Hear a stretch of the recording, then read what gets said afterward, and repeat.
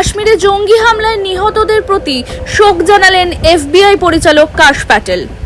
সম্প্রতি জম্মু ও কাশ্মীরের পেহেলগাঁওয়ে ঘটে যাওয়া মর্মান্তিক জঙ্গি হামলায় 27 জন নিরীহ পর্যটকের মৃত্যু ঘটনায় গভীর শোক প্রকাশ করেছেন মার্কিন তদন্ত সংস্থা এফবিআই পরিচালক কাশ প্যাটেল।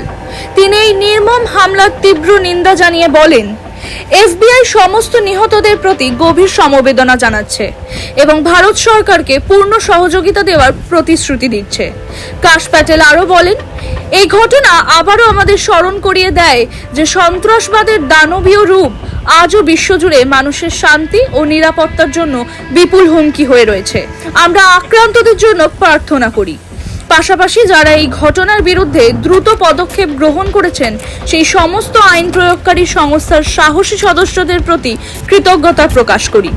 কাশ প্যাটেল সাক্ষাৎকারে স্পষ্ট করে জানান, ভারত সরকারের পাশে থেকে আমরা অপরাধীদের খুঁজে বের করতে সব ধরনের সহায়তা করতে প্রস্তুত।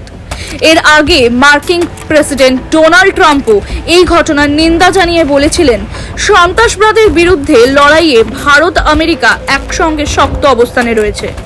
এই হামলার পর ভারত সরকারও কঠোর গোপন পদক্ষেপ নিয়েছে। জম্মু ও কাশ্মীরে অভিযুক্ত সন্ত্রাসীদের দুটি বাড়ি গোপনে ভেঙে ফেলা হয়েছে বলেই জানা গিয়েছে। টাইমস নাও খবর।